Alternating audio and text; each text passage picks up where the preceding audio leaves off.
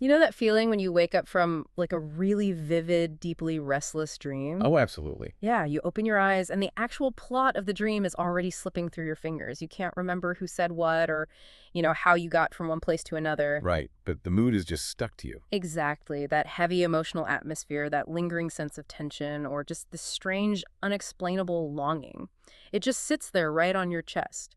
You can't perfectly explain the narrative of what just happened to you, but you know in your bones exactly how it felt. It's actually incredibly telling that you start with the concept of a lingering dream state, Mm. because that is the very sensation we are sinking our teeth into today. Mm. We're looking at a piece of art where the mood is undeniably more real and more urgent than the actual narrative. And that heavy, lingering feeling is the absolute core of our deep dive today. We are exploring a fascinating stack of analytical texts, literary critiques, and some really revealing historical studio notes. All centered on Bob Dylan's mid-1960s masterpiece, Visions of Johanna, from the legendary album Blog on Blonde. Right. And our goal here isn't to just, recount the history of a famous song. We are using this track to figure out how a piece of art actually builds a physical atmosphere out of thin air, how it captures the most complicated human emotions without ever giving you a straight answer. Which is a crucial distinction to make right up front. We are absolutely not trying to solve this song as if it were a crossword puzzle with one correct solution. Yeah, no math equations here. Exactly. We aren't hunting through Dylan's biographies for a secret diary entry that explains who these people really were.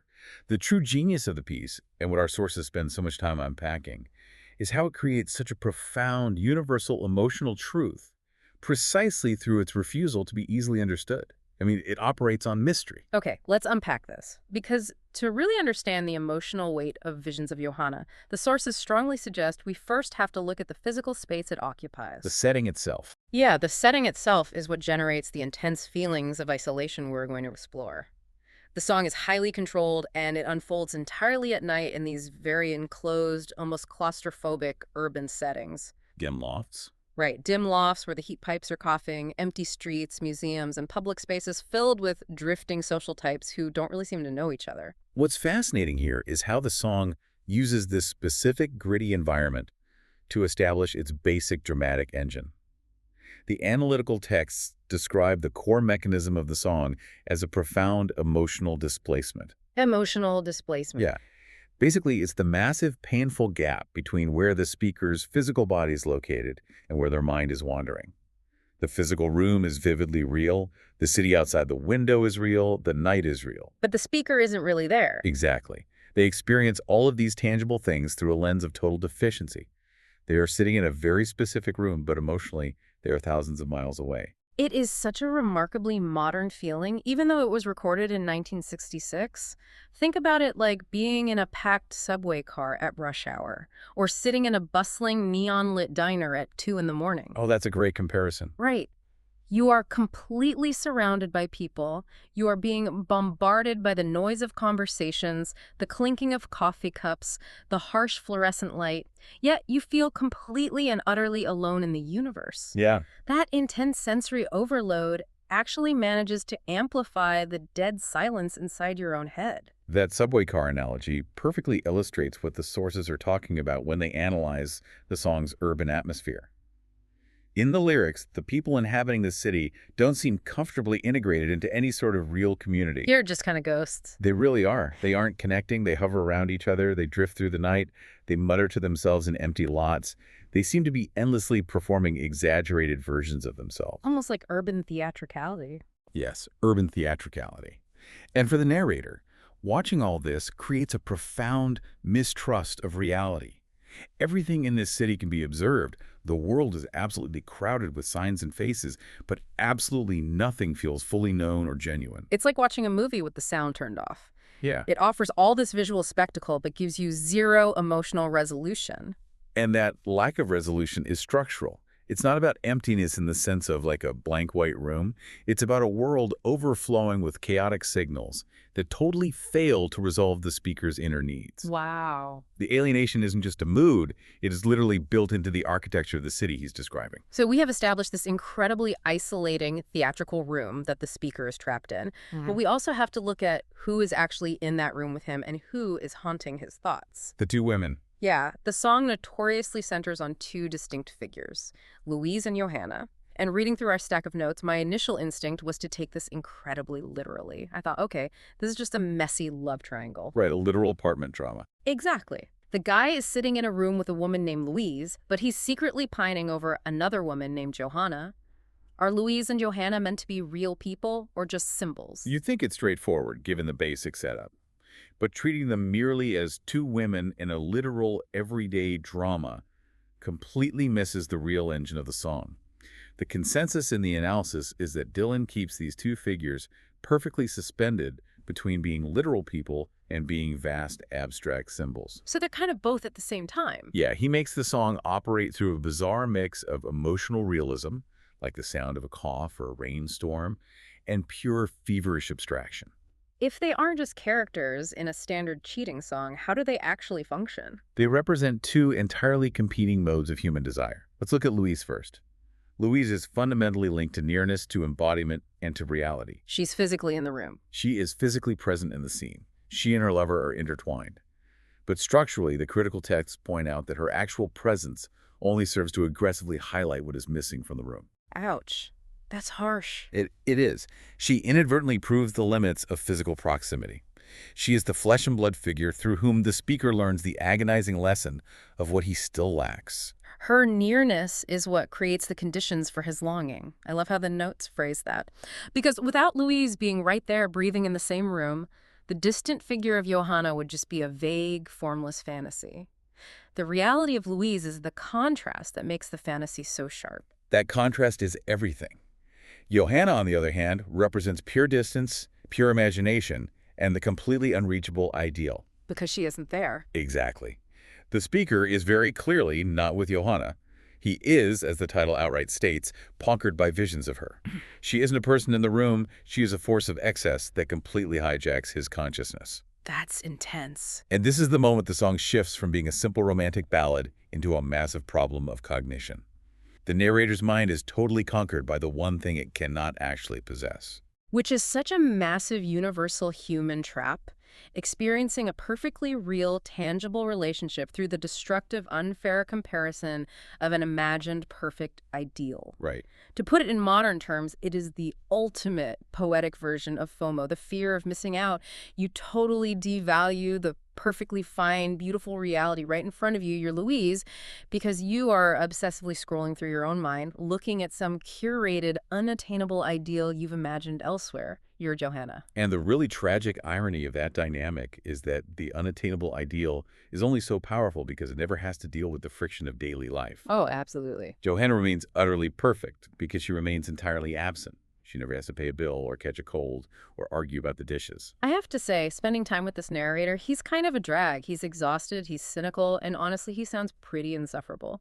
He's endlessly whining about this perfect ghost of a woman while completely ignoring or diminishing the actual living person who is keeping him company in this freezing loft. Yeah, he's not exactly a great boyfriend. Not at all. Because his perception of these two women is so heavily distorted by this intense idealization, it really forces us to interrogate the guy holding the microphone, who is actually speaking to us here.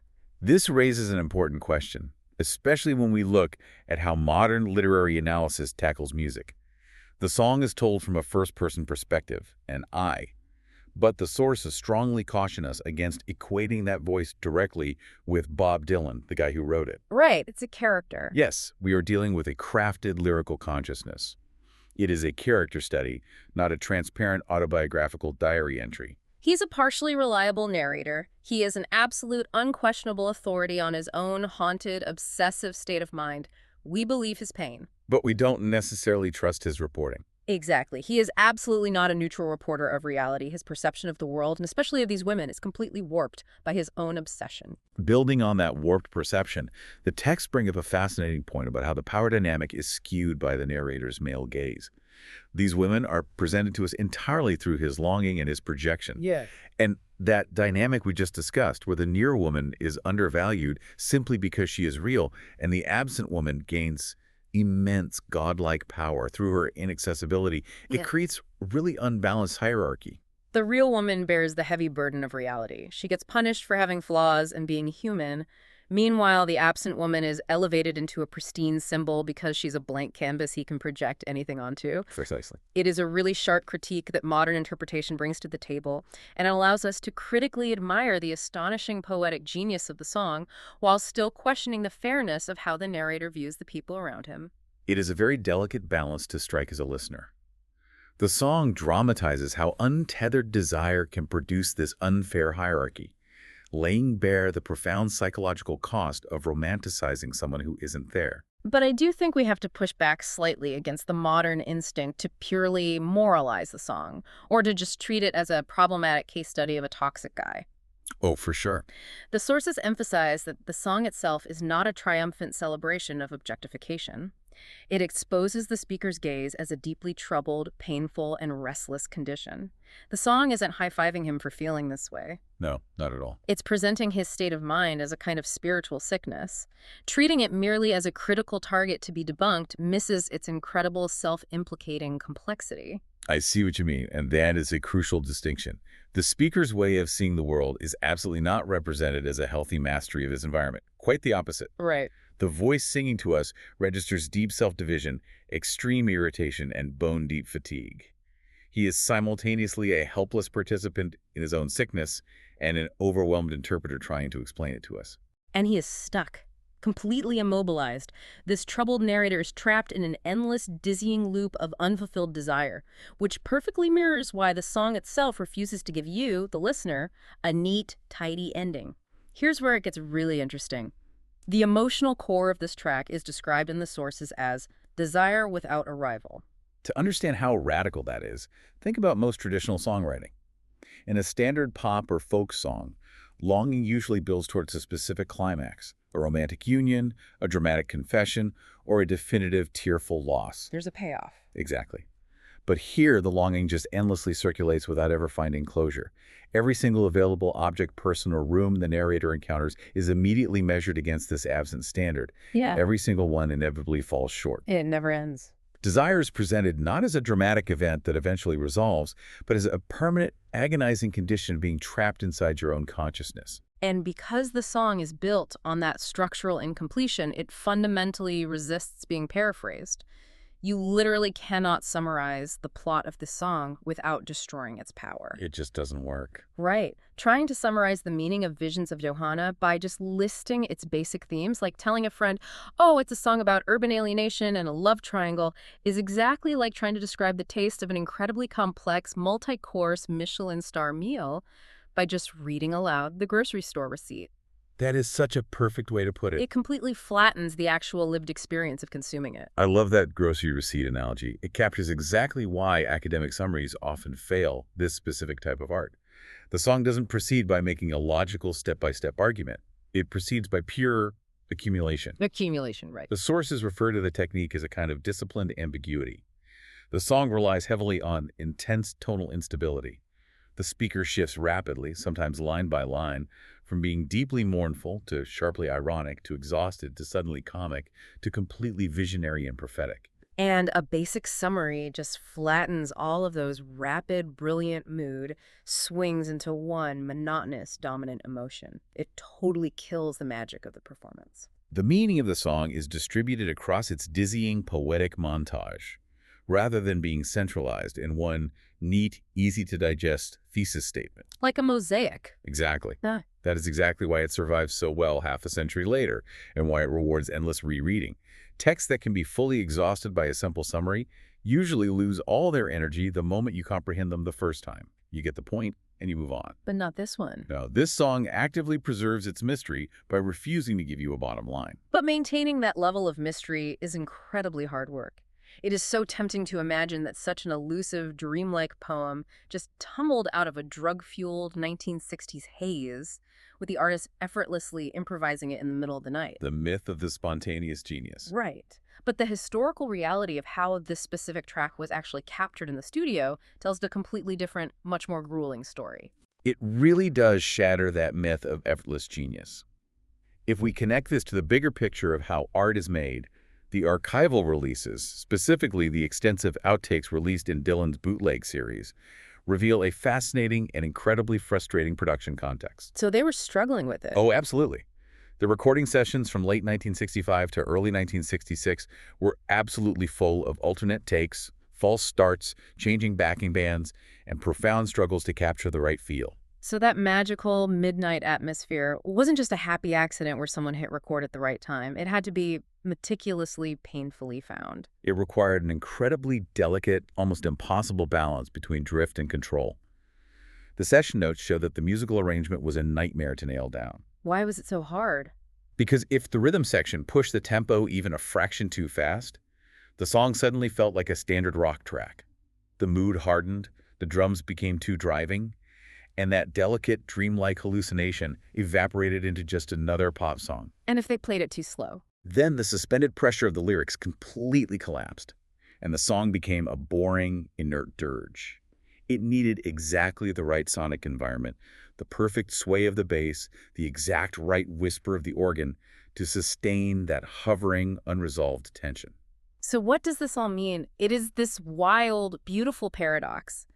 Maintaining an aura of total spontaneous ambiguity, making a song sound like a ghost shifting through a hallway, requires the most rigorous, exhausting exactness and discipline in the recording studio. It really does. It takes a terrifying amount of deliberate control to make something sound like it is effortlessly drifting. It is a profound lesson for anyone studying art, or really any kind of creative endeavor. Deep mystery and meticulous craft are not opposites, they are partners. I love that. A work of art that feels entirely natural, even trance-like to the audience, is almost always the result of grueling refinement, ruthless selection, and endless rejection behind the scenes. The final released version of Visions of Johanna works so brilliantly because the musicians eventually found an arrangement that interpreted the anxiety of the lyrics perfectly. And this incredible combination, that intense, universal emotional resonance, paired with its fierce, stubborn resistance to being easily interpreted, is exactly why the song is so heavily canonized today. That's why it's a masterpiece. Yeah, it's why it sits so incredibly high on those all-time great Rolling Stone lists year after year, and why it's constantly discussed in the wake of Dylan winning the Nobel Prize in Literature. It aggressively demands that you engage with it, but it never, ever lets you fully conquer it. It forces you, the listener, to experience the very longing, frustration, and incompletion that the narrator himself is feeling. You become part of the psychological loop. Which is the ultimate magic trick of a great song. So to pull all these complex threads together for you as we wrap up today's deep dive, Visions of Johanna isn't just a track on an album, it's a constructed architectural space. A very claustrophobic space. Yes.